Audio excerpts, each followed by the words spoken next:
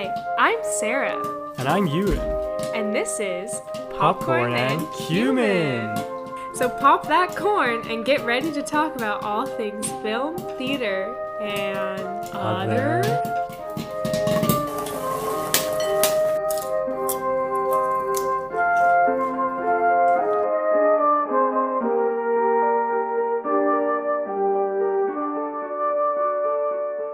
So every year since Ewan and I started dating, right? It was every year? I think give or take, yeah. Well, we definitely did it in 2020, and I think we definitely did it last year, 2022, and now this year, 2023. And what is it that we did? Oh, a whole bunch of stuff. So every year we make a list of movies to watch during Halloween season, during spooky season, and we have movies on there that are scary and that are spooky. And there is a very big difference. And we can see interesting trends as Sarah seems to tend towards movies that she deems spooky versus movies that I pick are generally erring towards scary. Although I don't really have much of a background in watching horror or scary movies, we just don't really ever watch them any other time of year. So you have to sort of anoint the deemed scary month as the time to watch them. Yeah, I'm not usually a huge fan of horror movies, except I went through a phase when I was a teenager when I thought it was cool to like horror movies. And Sarah watched every horror movie ever. No, I watched the same 5 horror movies over and But over. I think there's been a couple where we've started watching something and then you've gone, oh no, I have seen this, which is a For common... horror movies? Yeah, I'm sure there was one or two, or at least there's been a couple of occasions where you've thought, have I seen this? And then you've decided yes, and you got it halfway through.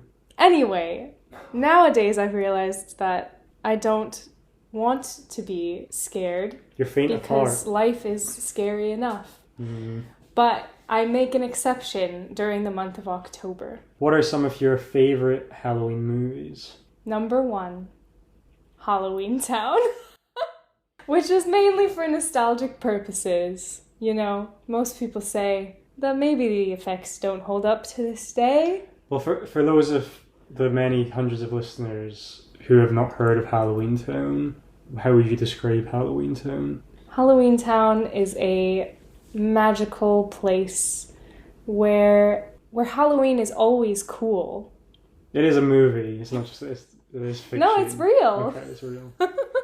And everyone is just happy. The monsters get along with the people, and it's all great until everything turns to shit.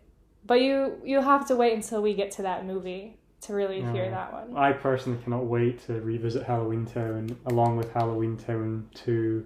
What was that one called? Someone's Revenge? Calabar's Revenge? Yeah, and Halloween Town 3. Halloween Town High. Mm-hmm. And Halloween Town 4. What's that one? Have we seen that one? No, I don't think we got to that one yet. I think it's when the people are older, or maybe she was recast or something. But she's recast in Halloween Town High, isn't she? No, I don't think yeah. so. I don't think so. Oh. Alright, maybe I'm mixing them up. If we hear Sarah make reference to saying Halloween is cool, I think that's from Halloween Town, right? Yeah. Okay. So Halloween Town is your favorite Halloween movie? Well, that's just the classic for me. Mm-hmm. That just holds the most nostalgia. But you're also a latecomer to Hocus Pocus, I believe. Yeah. Despite it being something that would have really appealed to you for your entire life. Yeah. You somehow avoided it. And now that might actually be my favorite Halloween movie. What about Hocus Pocus 2? I thought it was maybe superior in some ways. Yeah? No. It didn't have that little boy actor. Which one? The second one. Oh, the virgin guy? Yeah, or the weird, he turns into a cat and stuff. Oh, that guy? Yeah. The guy from NCIS? I don't know. You know, they tried to cast Leonardo DiCaprio for that, and he turned it down. Wait, as the cat or the virgin? I don't know, they're the same character, aren't they? The cat starts off as a boy. You see him at the beginning. It's the same person. Well, No, but then the virgin is the main character of the movie. We'll have to revisit that. Which, this is the only part of Hocus Pocus that I think is really dumb. How they're the virgin needs to light the candle, and they make all these jokes about him being a virgin. I don't know. That's why I'm calling him the Virgin, because I think it's It's dumb. not very Disney Channel appropriate on the talk of No. virgins. Kids will be wondering what that means. Should we get to the ones we actually watched? Or are you Well- what are your favorite Halloween movies? Well, so for those of you who cannot tell, Sarah is American. She's a proud Californian. Whereas, And so is Ewan. no. But No, he gets I'm not. told that a lot. Yeah, well, apparently my voice sounds very American, even though I'm from the bunny shores of Scotland. Scotland! Yeah. Was that good? Yeah, that was great. So, moving swiftly on from that, Halloween is not as much of a celebration, I suppose, in the UK as it is to in Sadly. America. So, I don't think I'd really ever been trick or treating or what we call guising, at least in Scotland. Guising? Yeah, I'm not really sure how different guising is to trick or treat. I'm not sure if it has like the treats involved. It's just like playing pranks on people. Or something. What? Yeah. Do you dress up in costumes? Well, I think that's it's difficult because I feel like they sort of, if the things were separate, they've kind of like merged together because people like Explain what guising is. Well, to be honest, I'm not really sure. I feel like it's been like referred to that, but it is just like trick or treating. But trick or treating, well, it does happen without the Halloween. treats. No, it does. But now it does have that as well. So I'm not sure if that's like just been cribbed from the more Americanized style of Halloween. But now do people say trick or treat? Yeah. Smell my feet. Give me something good to eat. If you don't, I don't care. See, I've never I'll heard pull that. down your underwear. Well, that took a turn. I don't think I'd really ever done trick or treating, really ever. Although people in town would do it, I just don't know if we ever really like participated. We would like That's sad. shut all our lights off and pretend. Yeah. No, I was joking. I don't think we did do that. No, you said that you would do No, I that. think we maybe did it once or twice. Well, I mean, that was my decision. Well, one year I was at Ewan's house for Halloween. I kind of forgot about this. And I went to the store and I bought all the kids' candy. And then I was the one who went to the door and handed out candy for them. And I put decorations outside the house so that I could lure the children in and give them candy. I don't think many children came, though. You would be a No. very good child catcher. No, I bought so much candy and only like 10 kids came. Yeah. But they were excited. Did you, like, ration it out so, like, do we still have loads left, or did you just give the 10 children loads of candy? Oh, I think I let them pick 2. That's reasonable. Yeah. If I knew that no more were coming, they could have had... Because then just... you and your dad ate it all. That's true. And probably Sarah. Yeah, I did like that, yeah. Yeah, so I haven't really ever cared that much about Halloween, to be honest. I mean, we would have like Halloween like discos and stuff. Did you have like discos as a thing when like growing up? I always thought that was like kind of like weird because like disco obviously refers to a style of music from the 1970s. It's I believe the only music genre that has never had a resurgence because it was just a perfect time and place and no one ever wanted to revisit it, or at least everyone who did want to revisit it, the general public didn't share those interests. I feel like my mom liked disco. No, I know she does, but well, there's like characters in The Simpsons called like Disco Stew, and he wears this very distinctive outfit with his chest on show, and he's got like a big like afro and stuff. And then obviously the disco ball is iconic. Yeah, well, that's still around. That lasted. But I don't know why children's disco is like a thing in the UK, because it's Was just it like actually it's like a dance, disco? but it's like an informal dance. You know? Okay. Because we had dances starting in 6th grade. That was the big deal at the end of 6th grade, which is... How old are you in 6th grade? You're asking the wrong person. I know, that's what I'm trying. I'm trying to tell those Brits in case they don't know what age it is. I think 6th grade, you're 11. Yeah. When do you graduate from high school? What What grade is that? it? 12.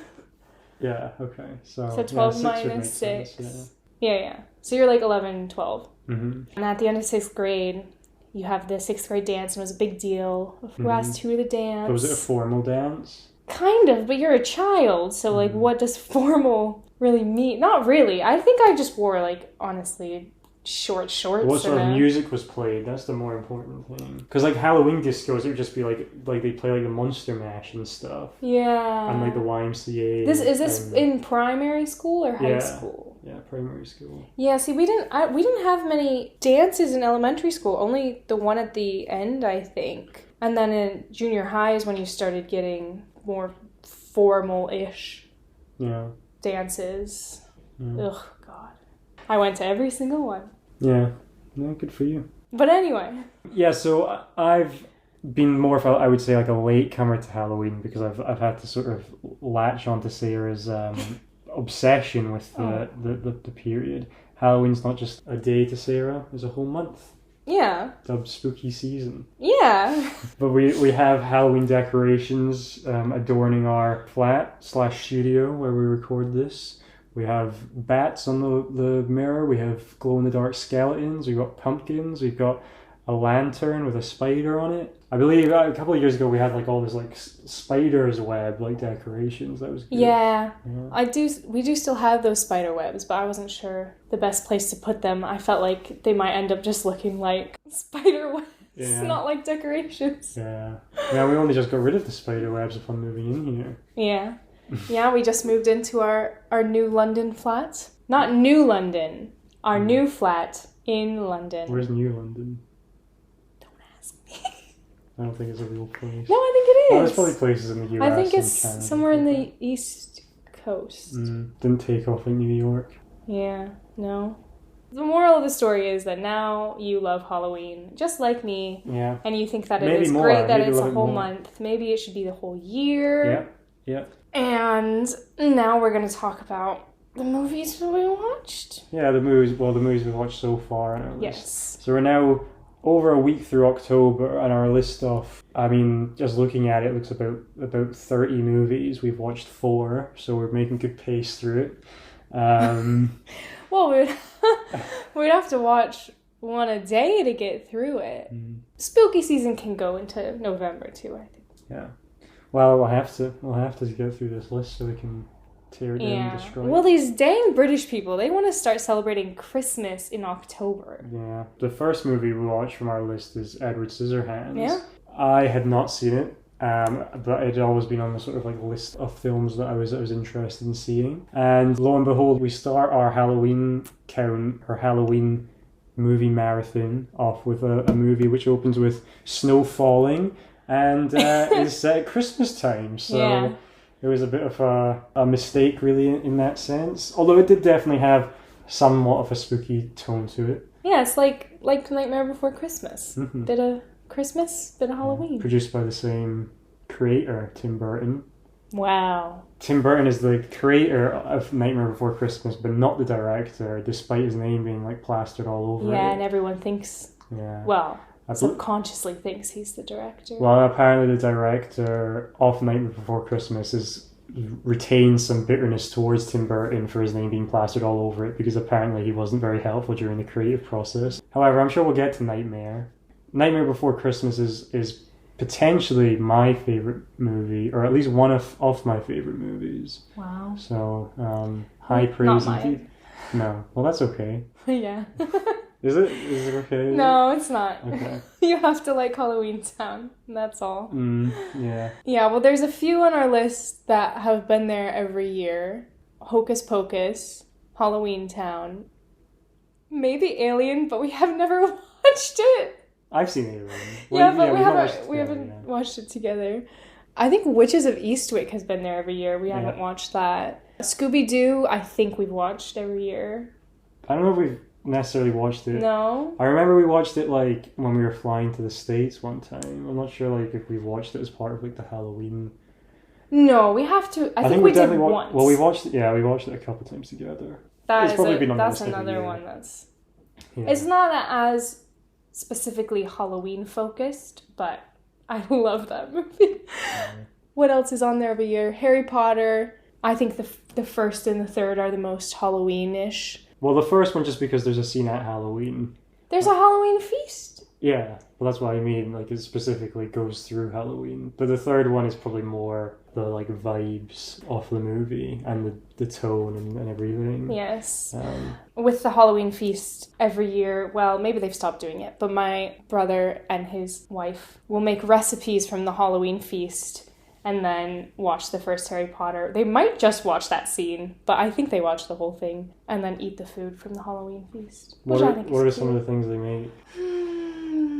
Butterbeer. They look at everything that's there, played the movie, and then looked at the dishes, and then tried to find the recipes. But I can't remember exactly. Pumpkin pasties? Oh yeah, duh. Pumpkin pasties, which we tried making once. They were okay. But we don't have very good baking tools, so I blame that. Yeah. What we lack in tools we make up for in skill and passion for baking. Yes. We have the heart of a baker. Yeah. Or Ewan does. He likes to say that about himself. That's alright. It's from the Office, isn't it? It's a reference to The Office. Is that what Michael said? Yeah, I think he says that about Holly. Oh. Yeah. So does that make me Michael in this relationship? Well, you're the one that assigned me the moniker, right? No, you said that about yourself. Well, maybe that makes me Michael and Holly. And then what am I? Dwight. No, I like Dwight. Okay, anyway. I think, is that everything that's been on the list? Nosferatu was definitely on the list last year. Yes, but I want to see that, because it's a silent movie, and a lot of times there'll be events where you can go see it with a live organist playing with it, which I think would be really cool, but we did not successfully ever go to that. Yeah. So we'll see. We'll try and get there. I think Us has been on the list every year, which I've seen and Sarah hasn't. The problem is, I think that might be the scariest one on the list, so then I'm hardly ever in the mood to be that scared. Which is a shame, because I think is a very good... We watched Get Out, that had been on the list. I really liked Get Out. Yeah, and it's the same writer-director. They stole my book idea. Okay, yeah. Sarah is an author, and she... Don't tell them my idea. Well, Sarah's had... We've watched a couple of movies which midway through Sarah has gotten very frustrated with because they have stolen her idea. Some of these have been movies such as the acclaimed Best Picture nominee Get Out, which Sarah watched 5 years after it came out, or 4 years after it came out, and then was annoyed that they'd stolen her idea. And also Avatar, which was the highest grossing movie ever, which apparently stole Sarah's idea. So that could have been... You could have been a billionaire if you just... Yeah. I think, unfortunately, Avatar came out when you were in your teens, so you would have struggled. Although I think that Avatar was more profitable because of their CGI, not because of the plot, to be honest. No, the first Avatar is just okay, and the second Avatar is also just okay. It's not James Cameron's best work. Yeah, I think, the first one's better than the second. Okay, but this isn't what we're here to talk about. So we started watching Edward Scissorhands. We're immediately thinking, should we mix watching it and start watching it at Christmas, because it immediately set up to make it feel like it was a Christmas movie. Sarah had seen it before, and you were remarking that you liked it more on this rewatch than you had when you originally watched it. Maybe you can go into why you thought that. Yeah, well, I first watched it at my home in Davis, California. So I must have been probably in high school or something. And I think when I watched it then, it was too weird for me because I wasn't weird enough yet.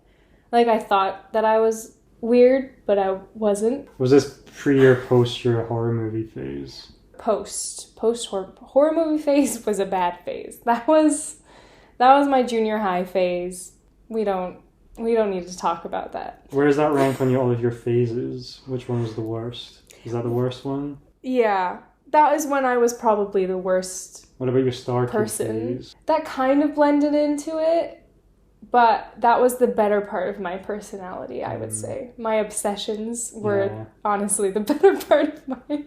What about the Twilight phase? That was probably a bit before. I had my Twilight phase. Do you think your Twilight phase is what got you into horror movies? No. It was like a gateway drug? No. That was probably when I was in 6th or 7th grade. And then I was too cool for Twilight. And people started, for some reason, comparing Twilight and Harry Potter, and I obviously had to take Harry Potter's side. because that was my personality, was Harry Potter. So then I phased out of my Twilight phase, but then I feel like I've phased back into my Twilight phase again, because I really like watching it now, because it's quite funny. From the people I've spoken to, a lot of people seem to like Twilight as like a comfort movie watch because it's awful and they can laugh at it. Yeah. But, although when I seem to say that, you seem to take umbrage with it. Well, listen, I don't think you ever had any love in your heart for Twilight, and you can't, the way that you make fun of Twilight is in a vicious, mean way. Not mean, with no, but you don't have that nostalgia attached to it, so you aren't allowed to make fun of it in the same way until you gain that respect. Okay. But you sort of make fun of it more as you would like your childhood friend. You like sort of poke fun at each other. Yeah. Whereas I do it, it's like bullying. Yeah. But it's a very fun movie to watch, especially if you're playing a drinking game. You know, there's a lot of classic lines in it, like you better hold on tight, Spider-Man. Yeah. Yeah. What was that other one? Like Chico or something? No, it's something. What is it? Bella, how you doing, Loca? Is that what it is? Yeah. That's classic. Or it's like, hey, Arizona, how you liking the rain? That's another good one. Yeah. I'm surprised Twilight hasn't gone on your list. That's true. Yeah. I guess just because I don't associate it with Halloween, but maybe it should go up there. Mm-hmm. Well, unfortunately, the list is full. Well, you were talking about how you liked Edward Scissorhands more because you've grown as a person. Oh. It sounds like. No, because I've become a weirder person. Oh, okay.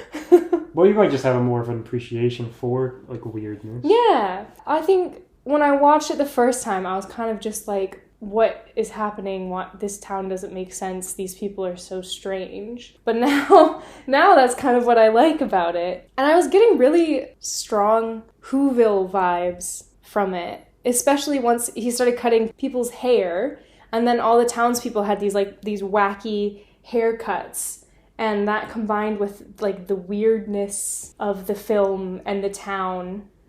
I don't know, I was getting Whoville vibes. And the snow and Christmas stuff. It definitely did have a sort of Grinch-like feel to it. I would be quite interested to see if that was like an inspiration for it. Because just even with the plot. Him being like found on a house that overlooks the like little town. Then they kind of adopt him in. Yeah. And he's afraid everyone will hate him because he's different. Mm-hmm. And he's really corrupted by the townspeople, Edward Scissorhands, corrupted, but in the sense that like the trouble that he gets into during the movie is not really his fault; it's the fault of the people around him. What do you think that says thematically? The corrupting effects of society on the individual. Yeah, I think the moral of the story is we should all go live in a castle alone on a hill and never speak to anyone. But he was miserable though. He was scared and miserable. That's true. But was he more miserable after his interactions with the townspeople? Well, I guess he had the romance thing. Yeah. I really liked it a lot more than I was kind of... not that I was not expecting to like it, but I thought it was sort of stronger than I was anticipating. It was, as with all like Burton movies, it was like very stylized, but it was not in a sort of really like over the top way. It sort of felt like a sort of nice little world he creates, because it's like it feels like it's set in like America, but like none of the people in it really like feel like they'd be real people. It's kind of like in the like Sam Raimi Spider-Man movies where like it's set in New York, but it seems to be like a fictionalized version of New York where like everyone is a cartoon character. And it's very sort of don't worry, darling. I don't know, it kind of has like a sort of just really strange, like, it seems like they live in a town that's like completely cut off from like the rest of the world. Yeah, but then all the husbands go off to work, right? Yeah, and then all the women are just like sitting around gossiping. Yeah. As the women do. Yeah, apart from the one woman who works as an Avon salesman who finds Edward in his little nest house on the hill and then takes him in. Really for just because she feels bad for him, I suppose. Very odd, really. I found it intriguing because I'd never really seen an Avon salesman in real life, and in Scotland, saying someone's da sells Avon was a term of insult about 10 years ago. Da means dad. Yeah, or father. Yeah. So it's a sort of like to be an Avon salesman in this, or salesperson, would be looked upon negatively. But I'm not sure if that is looked on highly in the States, or especially in the fictionalized little town of Edward Scissorhands. Yeah, I'm not familiar with Avon, to be honest. Though my grandma was I hope I get this right, a Tupperware, or the other one, Rubbermaid. No, she was a Rubbermaid salesperson. There was like plastic boxes as well as Tupperware. Yeah, but I think Rubbermaid is Tupperware's competitor. Oh. So I also sort of liked about Edward Scissorhands that it didn't really, like, the townspeople didn't immediately just shun him, which I feel like is maybe another sort of reason to think that it is not really set in the real world, because it was more likely that people would shun him for having scissors for hands. But to be honest, like, everyone just kind of likes him almost immediately. And they especially like him when he starts cutting their hair in hedges. Yeah. So weird. Why does the inventor give him scissor hands? Because then he's gonna gift him with, like, new proper hands. Is it because he just hasn't made him hands yet? Or is it a punishment? Or is it supposed to be useful for... Is he supposed to be the guy's tool? Why does he give him scissor hands? Yeah, it is unclear. Like, it seems like from the flashback sort of scene we see, he sees a machine in his sort of cookie Wallace and Gromit style little invention lab full of knickknacks that are probably not really useful for anything. But he sort of looks at a inanimate object and thinks, maybe I should make it real and give it hands for scissors. Or scissors. Well, for hands. he looks at a robot, and then there's a heart on the robot, or he puts a heart on the robot. So he's like thinking, what if I give this thing feelings? And It does seem strange that you'd give him scissors. I guess you could argue that he either is making him to be like a tool of some sort, or he just likes the design of it, or he's giving him scissors as like a placeholder for fingers. Although, what a good placeholder for fingers. They're like big, long, spindly fingers, but they're not very good at holding things, as Edward learns throughout the course of the movie. Because it seems like the inventor and him have kind of a nice relationship. His dad. Yeah. Well, we only see like a couple like glimpses of that. But he's at least not cruel to him. Well, he's not like Dr. Frankenfurter. Yeah, he's not like the Frankenfurter. He's also not like the person who invents Sally in Nightmare Before Christmas. Yeah. I mean, maybe they still have a sort of weird power balance and manipulative thing. Yeah, well, he doesn't let him out of the house ever. It's also not really clear, like, if the townspeople know who the inventor is at all. Or, like, if he ever, like, interacts with anyone. Or, like, how he, like, lives. Why does he have this giant, creepy castle? Yeah. And why is he living in it all alone? Mm-hmm. Just a creepy bloke. Yeah, he is a creepy bloke. But yeah, so I like that. I mean, it does focus on, like, Edward's differences from the townspeople and his inability in some ways to fully connect with them due to his abnormalities. But he is not immediately like shunned and made fun of for having scissors for hands, which was nice to see. There's a lot of decent humour in it, I would say, as well, particularly of Johnny Depp kind of looking sort of sad in his performance as Edward, or confused. Yeah, I thought his performance was really good. Yeah, it's another classic performance of Johnny Depp in tons of makeup, it looking barely recognisable as... Yeah. But I feel like, considering the character hardly ever speaks, I feel like he only has like 3 or 4 lines that he actually says. Mm-hmm. I think he does a good job of still keeping you like engaged and caring about the character. I mean, you grow to like him a lot. Yeah. Well, do you want to wrap up on Edward Scissorhands? You really liked it. Scissy hands. Yeah. Should we have a sort of scale of which we rate them? I mean, it's art, so you're an artist. Do you like your things being scored? No, not... Well, we could say what ratings we give them, I suppose. Yeah, that's true. We're rating each one out of 10. Mm-hmm. I gave it a 9. And I gave it an 8. in my own sort of personal scale, the scores I sort of try to just affix them to the feeling I get once I like walk out of it. So the feeling you got was 8. Yeah, but 8 means great, right? What does 9 mean? Like amazing, and then 10 is kind of I thought you were doing a unquantifiable. rhyming thing. No. 8 is great. Well, what would 9 be? Is It's fine. mine. No, like that's fine. Yeah. Like you. Mm. What would 6 be? What range is 6? Dicks. God. And 5, like, I'm glad I'm alive to watch this. If I rate something a 5, I'm probably not so glad I'm alive. Yeah. So basically, I normally go like 4 and below is bad.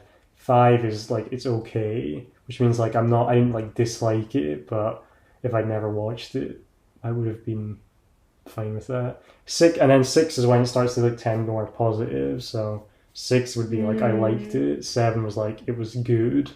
8 great. 9 fine.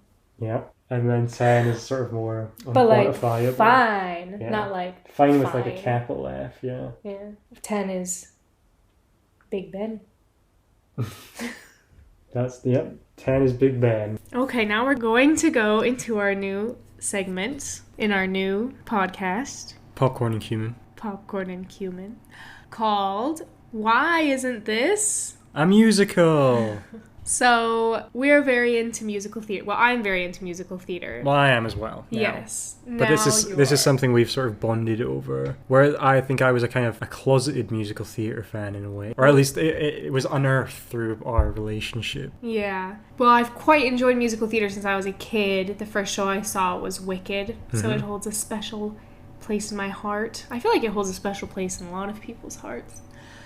And then in high school, I did a bit of musical theater, and in college as well, where I performed in musical theater. Yeah. And, well, I miss doing that, but we now live in London, so we see quite a few West End shows. I've lost track. I think we've seen probably 15 or so at this point. Definitely 1 a month since we've lived here on average. Not because we're rich, because we do. In fact, we're poor because of it.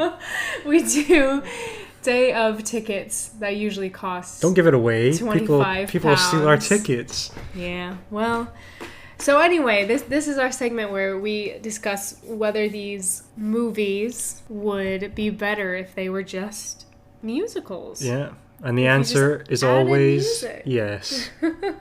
At least from me it is. Well, so now we'll pose a question. Would Edward Scissorhands be better as a musical? Is it a musical? I'm not sure. I definitely could see it being adapted into... I think it's a ballet. It's a ballet. Oh, yeah. That's what we've It could also be a musical, but there's currently an Edward Scissorhands ballet playing in London. So what do you think? I'm going to say it definitely could be a musical. I'm not sure if it would be better as a musical. Potentially. I think it might be better. I guess it's just like another thing where you have these like kind of like a loner protagonist where I just don't know if like him singing like all these songs would be super compelling. I don't know if he would. I think maybe he would have one song towards the end. Yeah, and he turns out he's an amazing singer. Yeah, the rest is everyone singing because he doesn't talk very much during the movie. Yeah. So I think if everyone around him is like singing and creating a lot of noise and stuff, and he's kind of just standing there all sad, I don't know, I feel like that could be effective. There could be a song, a gossip song, which has happened in many musicals because women just love to gossip, like in The Music Man, the horrible... Pick a little, talk a little, pick a little, talk a little, cheep, cheep, cheep, take a lot, take a little more. No, Classic patter I have song. no idea what that is. I hate that song. So we want one of those and... No, we want a gossip song that is better. Oh, okay. Well, there you go. That's just done. We've done that. Like, did you hear he's cutting all the plants? Did you hear he's cutting the dog hair too? He could do a number on my bonnet. That's slang for hair. In my world. In the Scots. And then that, like, the woman who's, like, into him could then be, like, something... He could do a number on my trunk or something. Oh, God. Because, like a car bonnet versus the back of What's a car bonnet? The front, the hood, in American speak. Haven't heard that before. Bonnet, yeah. I'm not sure if that would cross over to America. Maybe that could be the UK version. Okay. We have to rewrite it for Yeah. the two similar dialects. It'll be a lot of work, but we can do it. There could also be a song where like he is like, "Why did you give me scissors for hands?" Yeah. Yeah, there could be a song. Oh, but then he'd be singing. Yeah. It could open with like the mad professor dude being like, Inventor. "What if I turned this machine into a man called Edward?" Yeah. To be honest, this sounds a lot like the musical that we did in college. Really? Yeah. We don't Was it have to actually talk Edward about that. Scissorhands? No, it was like a Frankenstein. Okay. Well, Edward Scissorhands is very Frankensteinian, Yeah. I believe. Is there a Frankenstein musical? Probably. I'm sure someone's done one. Yeah. You know, someone did a musical about John Rawls. Do you know who that is? So he is a American philosopher who wrote A Theory of Justice, right? I'm so intrigued. Well, doesn't it just sound funny as a concept? Yeah. It sounds like something that would be done at the Fringe. I think it was done at the Fringe. There you go. So he was an American philosopher who was like quite, like in the 20th century, he was like quite famous and influential. And he, I think, is sort of philosophically diametrically opposed to this guy called Robert Nozick. Like Hamilton. Yeah. And Aaron. But they didn't end up killing each other. Diametrically opposed. Yeah. The premise of the Rawls musical, I think, is maybe called like A Theory of Justice or something. John Rawls is like going through history, explaining to people why his theory is better than like Robert Nozick's, and just like the premise and like so niche and stupid. I was like, that actually sounds like, even if all the music's awful, I feel like it would still be like quite an interesting watch. Yeah. Okay. Back to Edward Scissorhands. There could be a sort of love ballad. Oh, definitely when she's like he's cutting the ice sculpture and then she starts dancing in it. That could be a song. Yeah. The sort of like, you know, the dramatic interval song could be when he goes to like rob the house, when he's like sort of lured into doing that. Yeah. Because then it ends when the doors lock or something, and then he run away, and it's like, oh, what's gonna happen in the second act? I don't know how. Yeah, that would it be could good. I don't know what sort of music that would kind of be. Maybe a kind of like. Well, this is so niche. In the Trail to Oregon, the Star Kid production, which is a parody of the Oregon Trail computer game, they have a song before the interval that is when the wagon is on fire. Yeah. Is that one? So it's like the wagon is on fire. So if we did something in that style for stealing it, but I don't think Edward would be singing that. I think his partners would. And then maybe if Edward sang, he would be like opposed to what the other people are saying. He'd be like, why does Nancy want me? Is her name Nancy? No, that's the wrong movie. What's her name? I don't know. Why does Winona Ryder want me to do this? Yeah.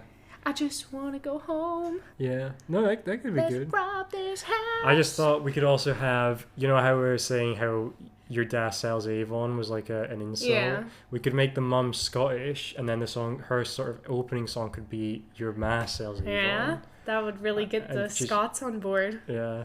Well, the problem is, I feel like because it's niche enough humour, even if the actor couldn't do a good Scottish accent, people would still be on board with it. Or we could just get a Scottish person to do it. Yeah, they're hard to come by. Yeah, start lining up Scottish people. Scottish middle-aged women. They're going to be cast in the role of the woman who sells Avon in Edward Scissorhands. Alright, so I say better as a musical. Ewan says... I think it has potential. Yeah. But you have to choose yes or no. That's just... I'm going to say no. I think it could be equally as good, but I don't think it would be better as a musical. Yeah. Boom. We have to have some dissenting opinion. Nah. Well, yeah, that's Edward Scissorhands. I think that maybe it makes sense to next talk about a similar scissy-handed man that also has Johnny Depp in it. Yeah. What am I talking about? Guess that movie. Alice in Wonderland. Yeah, that's it. I don't think of all the like weird creature people in Alice in Wonderland. I don't think there's someone with scissors for hands. No, what we're actually talking about is Nightmare on Elm Street, which is of course the first film in what has become a long-running horror franchise starring Freddy Krueger, a murderer slash serial killer who can infiltrate the dreams of teenagers, of horned-up teenagers. And by the way, we're going to start with non-spoiler sections, and then we're going to try to say when we'll start saying spoilers. I don't think we really spoiled anything in the previous Edward one. Scissorhands? Scissorhands. No. Well, you said there was a love story, but Don't bring it up again. Well, what movie exists without a love story? Oh, we didn't even talk about Winona Ryder. Yeah, she was good. Yeah, that's all. Moving on. Okay. So, Nightmare on Elm Street. First of all, can we talk about how that looks nothing like the person in the movie? Yeah, so the theatrical release poster we're looking at looks very similar to like how a Goosebumps book cover would look, with like a drawing of a person that doesn't really look real. Like it could have been a photo, but when you like look at it, it's like that isn't a photo. And it doesn't really look like the actress. No. And Freddy's face looks like, I don't know, like a robot fox or something? Yeah. No, it does look strange. I wonder if it's meant to be some sort of holographic thing that isn't captured very well on a computer screen. But in the flesh, it would have looked better. So, and of course she's naked. Sorry. Well, she's in bed. Well, what? I know. Well, she's in bed, so therefore she's naked. Yeah. She's just Plenty of sleeping. people sleep naked. She isn't sleeping. She must be if he's there. No. Well, she looks awake. Alright. Well, I had never seen Nightmare on Elm Street before. It's written and directed by Wes Craven. One of the first horror movies I really ever watched was the Scream series, which probably, I think I've watched all of the Scream movies apart from 4. I mean Scream 4. I've seen all of the Scream movies apart from 4 of them. That would have been not a very good statement.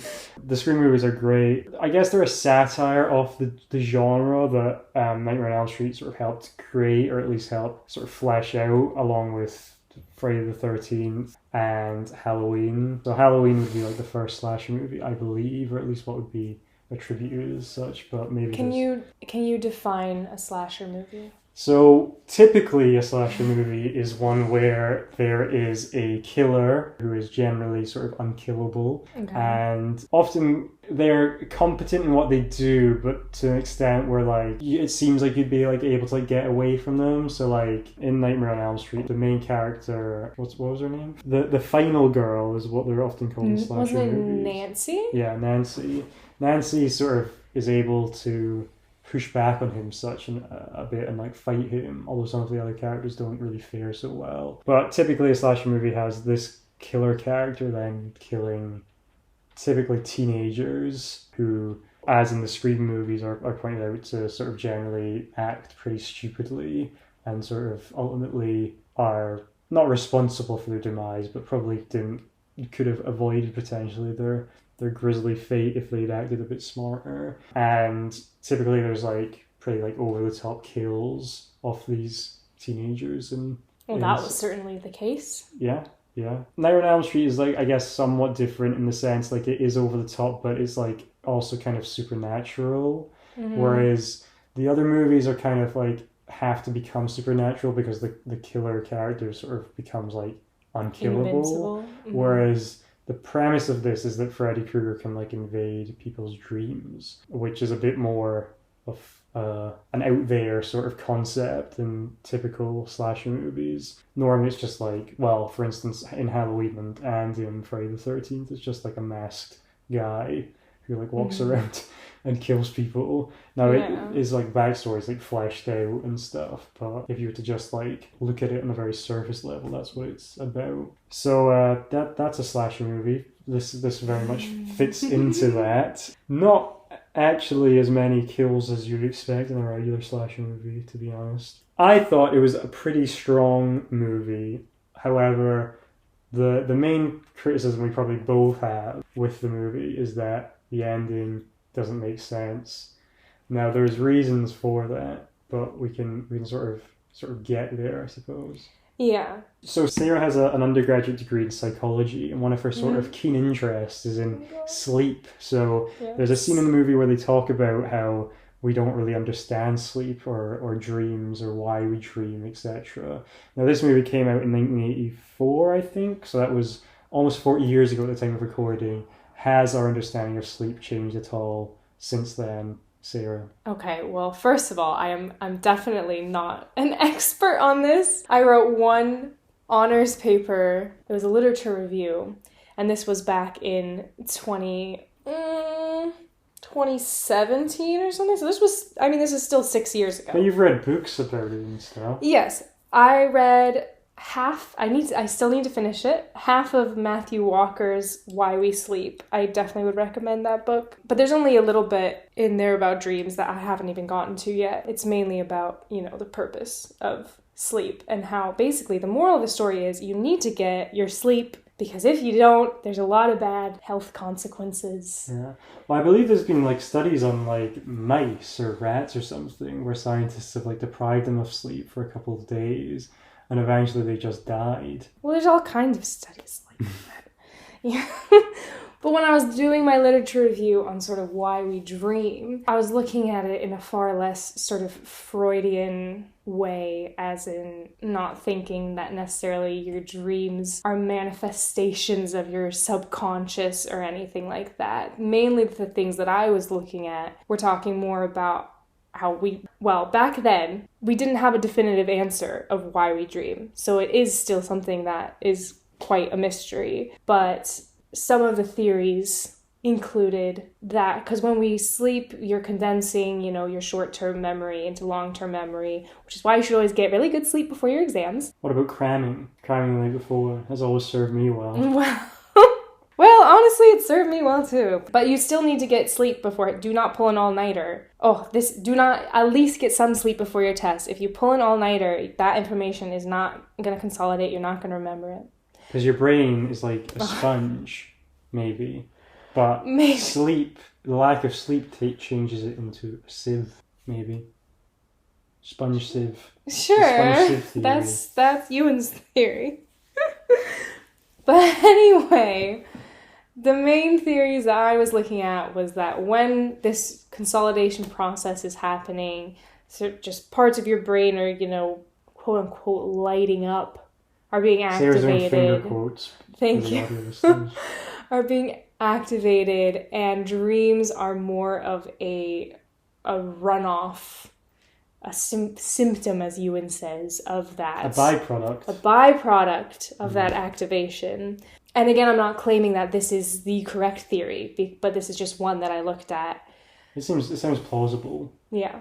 It sounds like a more sort of scientific theory than just a sort of more spiritualistic idea that it's your subconscious trying to tell you something. Yeah. But what I want to know is, has there ever been a case of someone being killed in their dream and then they die in the real world? Such as they are killed in their dream and that results in them being pulled into their bed and erupting in a fountain of blood? Has that ever happened? I don't know. But it sounds plausible. Wait, Dave, you did a spoiler! No, I mean, that might happen in the movie, it might not. Okay, just a little bit more of non-spoiler content. Well, what did you think of Freddy Krueger as a sort of concept? You found him kind of scary, right, when the kids were singing about him?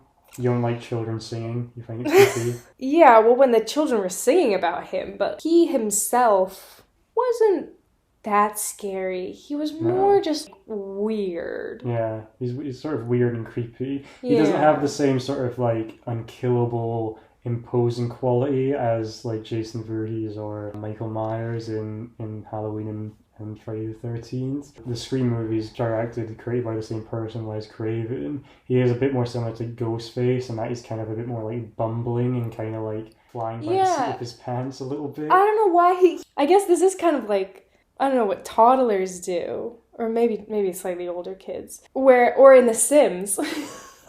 Well, you can have the option to make your sim say, watch this, and then do something stupid. And that was his vibe.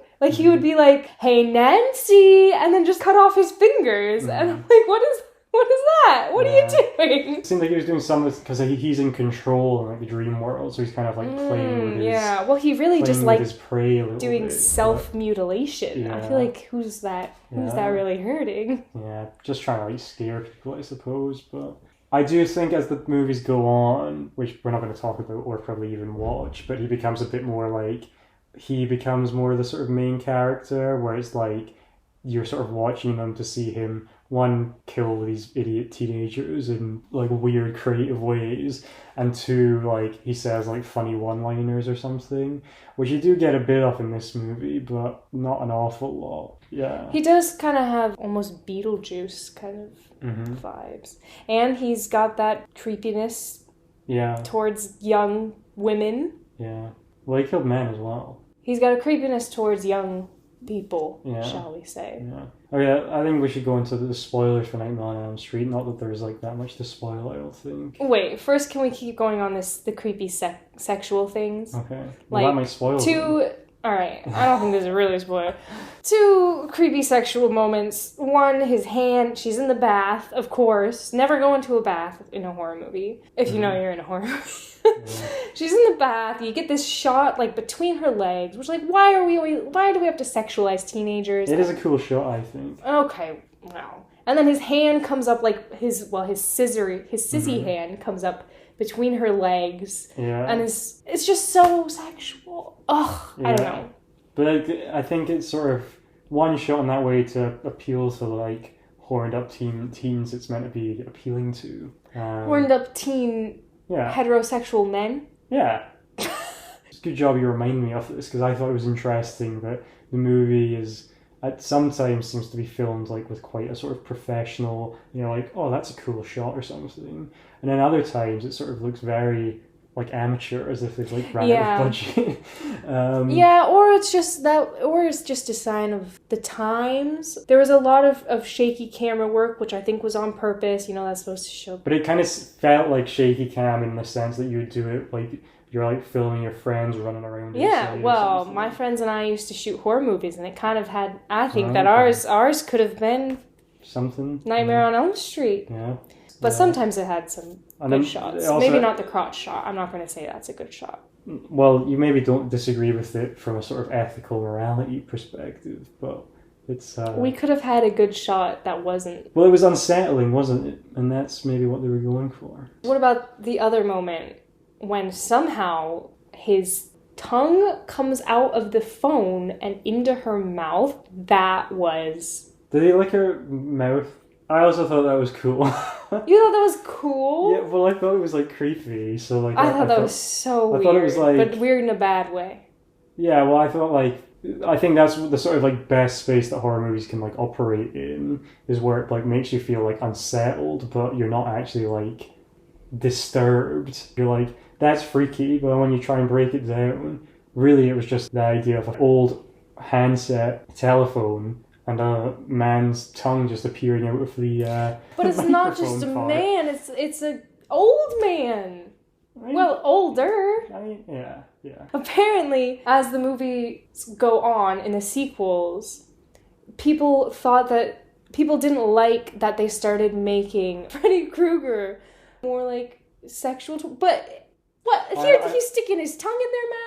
Yeah. He's putting his hands all up in their bathtubs. Like, so there's a remake of Nightmare on Elm Street that came out in the mid-2000s, I think, which is, Sarah had seen this already, I believe. And I think people don't really like that movie I haven't seen it, but they sort of make the tone like much more dark and harrowing. Yeah, that one was much more scary. Yeah. Freddy is no longer a silly little creepy man. Yeah. I think the Freddy Krueger design in that kind of sucks, to be honest. I think it was awful. But let's talk about... Spoilers. So... It's happening. Yeah, so... Spoilers. There's 4 teen characters really in the movie. There's girl who opens the movie. I can't remember her name. The blonde girl. Yeah, bloody blondie. Yeah. He kills her and then basically frames her boyfriend. Well, not really her boyfriend, because everyone seems to think he's like some sort of juvenile delinquent. And what's very strange is that basically her death scene results in Freddy in the dream world slashing her a whole bunch. But this results in the real world with her being dragged all along the ceiling and walls and stuff. the meantime, her partner, who is there, is just like watching this happen and sort of screaming. Mm-hmm. But he seems to be completely unable to then convey this story to the authorities. At least we don't see that happening. Well, he runs away because he knows he's going to be blamed for it. Because Yeah. he's the only one there. Yeah, I guess. That is true, but it seems like Strange he doesn't even like try and like make out. He's like, how could I have done it? All this was like a switchblade. Like, the markings don't like add up, or she's been like dragged all around the ceiling and stuff. That's not even like physically possible.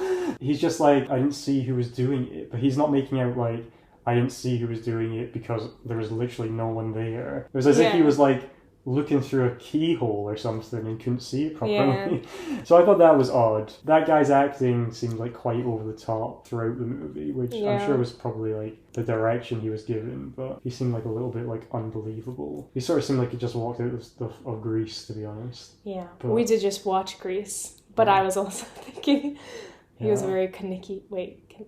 Kaneki? Yeah. Yeah. Yeah. Then Johnny Depp's character, which is why we segue into this movie, plays Nancy's boyfriend, Glenn, who is clear. What's the opposite of an insomniac? Because he's always falling asleep all the time. Sleep? No. What's it called? Anyway, while Sarah thinks of that, he's falling asleep with TVs on the bed, he's falling asleep with his headphones on, he just can't stay awake. Which, you'd think Nancy would be the one struggling to stay awake, considering she's been the one that's like sleep deprived the whole time. But Glenn is just, I guess he's just a teenage boy. He just can't stay awake for love nor money. Narcolepsy. Yeah, so Glenn maybe has narcolepsy. He also suffers probably the most like iconic death from the movie, where he's falls asleep, is pulled into his bed inexplicably by Freddy, and then from this hole that is created in his bed, just a fountain of blood erupts. Yeah, that was... Which I did like that the police do sort of comment, or at least the coroner comes in and is like, he's being like sick in the bathroom because he's like never seen anything like it. Yeah. Because it did seem kind of bizarre that like what has like erupted is, so you have like 8 pints of blood in your body, and there must have been like 50 litres or something in the room, and no one's like, where is his body? What the hell happened? Yeah. Well, the way people react to stuff happening. Well, I know we haven't gotten there yet, but the police officer guy sees his wife, or maybe his ex-wife. His ex-wife? Her dad. Like her weird dead skeletal body sinking into the bed and disappearing. And his reaction is very calm. Yeah. He's just kind of like, well, and then he walks out of the room. Yeah. Well, he sort of turns to his like daughter, who's just seen her mum or corpse sort of disappear, and I just like, are you okay? Or something. Yeah. And what does she say? She's like, yeah. Yeah. It's all good. Yeah. All my friends and my mom just died, but it's fine. Yeah, everyone that I know apart from you is dead now, Dad, but yeah, it's okay, I guess. So she sort of manages to defeat Freddy, you think, by sort of taking the power away from him. Now we're getting into the weird stuff. She like turns her back on Freddy and then is like, I'm not like scared of you, but it's not really clear. Like, you think you're in the... So she basically is trying to kill or defeat him by pulling him into the real world where he's like vulnerable. He's like invulnerable in the dream world. So she does that and then sort of turns her back to him to be like, I'm not afraid of you anymore. But then I'm thinking like, why aren't you just trying to like attack him in this moment? Although she has already sort of hit him with a mallet. And set him on fire. Yeah, it's very like Home Alone. Oh yeah, I forgot about that part. It was so Home Alone. I loved that part. Yeah. So she sets him on fire, and then it's like he kills her mother by just like smothering her while he's on fire, and then she like I wasn't really. I didn't know that she burned. I was honestly didn't really know how she died. I assumed he just. Yeah. So she turns her back on him and sort of like, I'm not scared of you anymore. Well, it's because earlier in the movie, Johnny Depp says, I think he's trying to talk about people who have lucid dreams. I think that's what he was describing. And how they can like create their own worlds in their dreams or something. And then Nancy's like, what if they create monsters? And then he's like, well, he tells her you have to like not believe in them. And then they go, like, that moment I think was him giving her instructions on how you defeat Freddy. Yeah. Well, or that's what she took it as, which is why she then remembers it at the end. Doesn't a similar thing happen in It? Not that I want to talk about that movie, but isn't that the whole thing, is that they realize that their fear is what gives him power, and so then by like taking away his that's how they take away his power. I felt like it was a similar... Yeah, I think that's right, Yeah, it did seem a bit like... Well, one, he doesn't take his own advice because he is ultimately killed by him. Her boyfriend who gives her the advice. Oh, yeah. But he never mentions dreaming about him. All the other ones do. Yeah.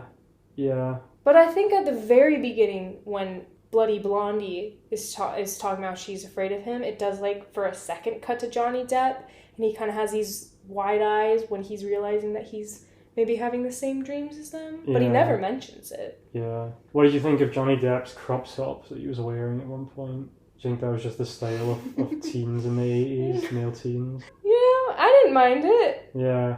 But it kind of looks like he's just wearing like a football jersey, but for like a 10-year-old. He's just like, he's like refused to let it go. He's just like, I'm going to wear this until it literally rips at the seams while I'm trying to put it on. Yeah. I thought he looked, I mean, you know, in his older movies, a lot of the time he's wearing a lot of makeup and stuff. But I've seen him in stuff where he's not wearing makeup, and I think he looks way different as a kid. If I didn't know it was him, I don't think I would have thought, oh, that's Johnny Depp as a child. Yeah. It's weird. I wouldn't say, I didn't have like an awful lot to like really do to show off his acting prowess that then sort of develop, I suppose. But to sort of circle back on the ending. So he disappears into the blue light because she stops believing in him. Pretty much, yeah. And then she opens her door. She's suddenly outside. Her hair's different. She doesn't look as if she's just been in some sort of brutal fight to stay alive. And she walks out. It's suddenly like the morning, or it's just like the daytime. Yeah. Her friends come to pick her up for school, presumably in a car, which you're sort of wondering, like, hang on, didn't all her friends already die? Yeah. And then she gets in the car. And her mom is saying goodbye to her on the porch. Oh, yeah, and we've previously just seen her mom die. Is also alive. Yeah. And the car is a convertible. She gets in the car, and then the convertible's roof goes up, and the kids are like, what's going on? And then it's revealed to be the convertible roof is the red and green sort of striped pattern that Freddy Krueger wears. Oh, I didn't even notice that. Oh, you didn't? No. Okay. I thought that was like ridiculous. Well, yeah, so, and then you're like, well, something's must be amiss. He's the car. Yeah, and then, I'm not sure do you see him, like, behind her mum in the doorway? No. So the car drives away. Yeah. And then we see just her mom standing on the porch. Mm-hmm. And then all of a sudden, a hand comes through. And then she very obviously turns into a doll. Yeah, like an inflatable, like, sex doll. Yeah. And is dragged through the window by Freddy Krueger's hand. Yeah, just to be clear, she turns into a doll, not actually in the movie, but for the sake of making the movie, they've clearly done a cut where they changed her, they swapped out the actor for a inflatable doll for the sake of pulling through the window of the door. This scene makes no sense. We've already had a whole argument about it because it just... Not an argument. There's no way for it to make sense. Yeah. And you can say why the scene was made, because it wasn't originally going to be so Wes Craven apparently didn't want it to end like this. Apparently his idea was for the whole... I mean, really tropey sort of... Yeah, I don't like his idea either. Is that his ending would be that the movie was all like a dream and Nancy like wakes up from it and everyone is alive. But I mean, that's the sort of like typically ending that's mocked that like a child might do, where it's like, and then it turned out it was all a dream. Yeah. So that ending isn't any good either. No, that ending is bad, but at least it would make sense. That's kind of what I thought was happening when everyone was alive. I was like, wait a minute, was this whole thing a dream? And the whole thing was a dream trope is bad in many ways, because then as an audience member, you are like, what was the point? Why did I just watch that? Yeah. But anyway, at least then it would make sense. But here, the fact that Freddy appears doesn't... it's not clear... Well, because he's displaying power, he must, like, by doing that thing with the car roof and, like, taking over the car and stuff. Based on the rules of the movie, they must still be in a dream. But, like, whose dream is it? Yeah, because if it's Nancy's dream, which presumably it is because she's the only person still alive, which, oh, yes, we also have to talk about whether Nancy is still alive. Mm-hmm. But she's the only person we still see alive in the movie. Of the kids. Of the kids. And the mom. Of everyone in that scene. Yeah. So, presumably, that this would be her dream.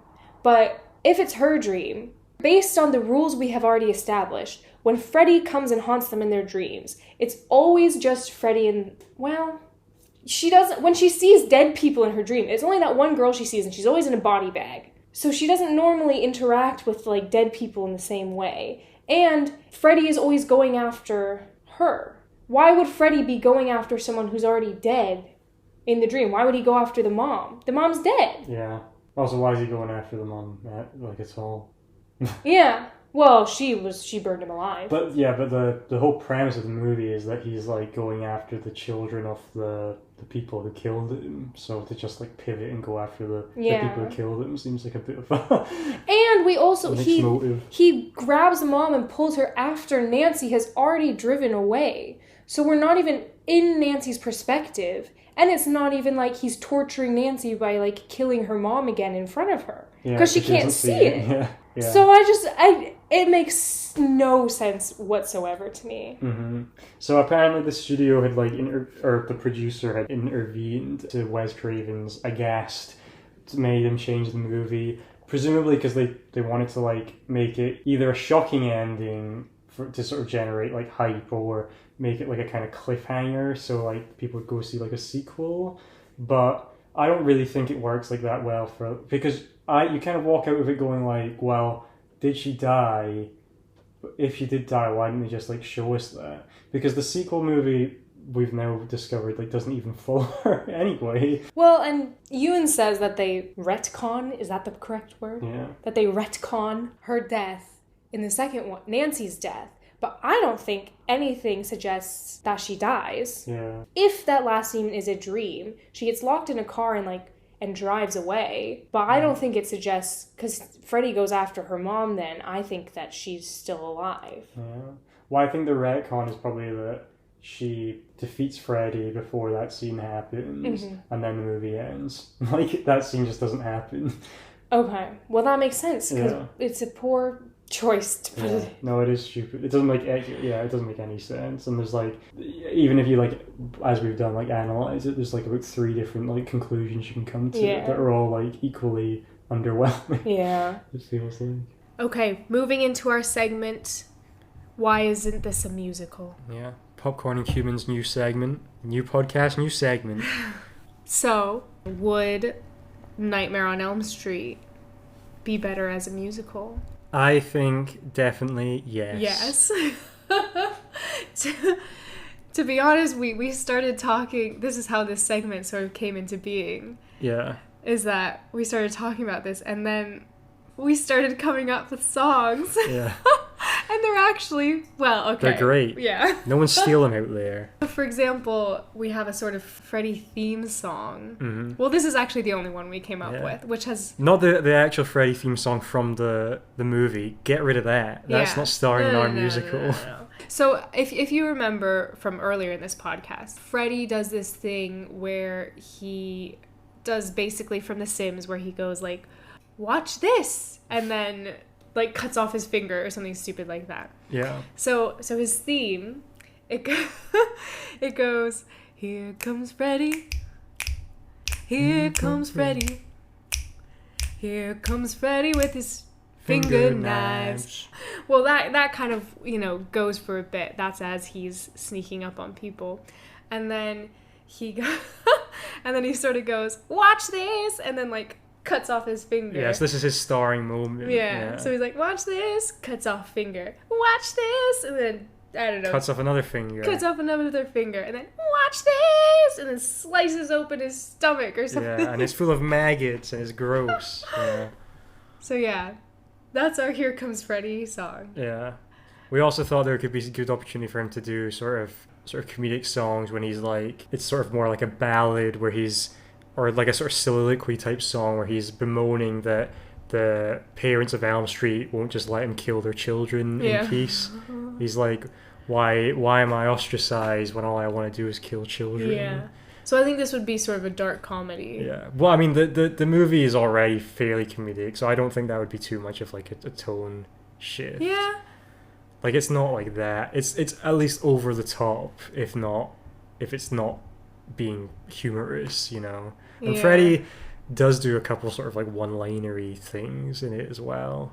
Yeah, that's true. Well, Beetlejuice became a musical. Well, that's already funny, but I feel like Freddy to me has some similar vibes. Yeah, and removed from like any context. Like if you just like watch the scene where he's when Nancy pulls him into the real world, and then she like set like the Home Alone stuff when he gets like hit with a mallet, and then he's like he gets set on fire and stuff, and he's like just like this man like running around on fire. He's like really not like menacing at all. Now within the context of the movie, he is in a some way, but like it's not in the same way like the alien in Alien. You look at a picture of the alien, you're like, that's scary, and then you watch any of the scenes from Alien, even if you just had like you were playing like silly music behind it, I still think it would be like menacing.